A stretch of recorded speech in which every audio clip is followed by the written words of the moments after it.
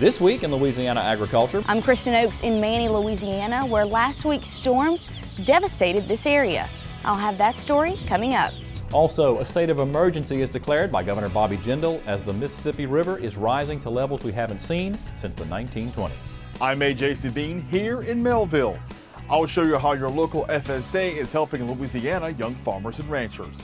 Hello everyone, I'm Michael Dana. Thanks so much for joining us. Louisiana was not spared the storms that killed more than 300 people across the southeast last week. 2 of those deaths were here in Louisiana. Tornadoes and strong winds ripped through North Louisiana, damaging homes and farms and hit some of the state's farmers hard. So hard, in fact, that Governor Bobby Jindal has declared a state of emergency for the affected parishes. This week in Louisiana Agriculture's Kristen traveled to Sabine Parish and shows us how farmers there are picking up the pieces after these massive storms. These chicks seek shelter under a 2x4 that once framed their home. Last week's devastating storms left these 2-day-old birds homeless and hungry.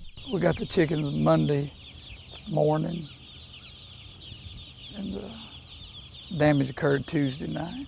I was getting alarms. Sensor 1 was shorted.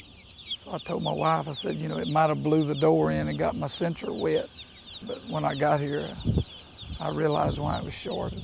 That sensor, along with the entire house, was gone. And now Walter Maines walks through piles of boards and tin, all that remains of his poultry houses. It actually picked this house up. You'll see the heater there still hanging from the ceiling. The storm damaged 7 of Maine's houses, and 2 of those must be replaced. He says each house will cost him at least $170,000 to rebuild. They think they're going to have to start all over because it's compromised some of the construction that's still there, and by the time they go back to where it's not compromised, there's not anything hardly left. But Maine's farm weathered the storm better than his neighbor, Donald Scaife.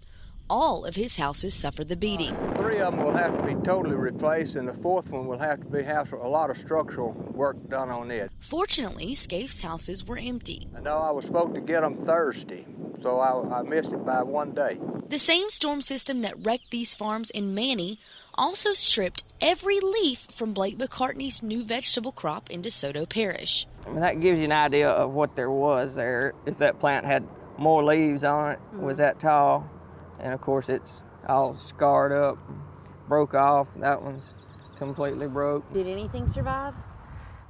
We saw one pepper plant that still had leaves on it, but for the most part, it was a total loss. For McCartney, that's a loss of a few $1,000s and countless man-hours, which is why he's replanting this field. As for Maines, he's in a tougher position.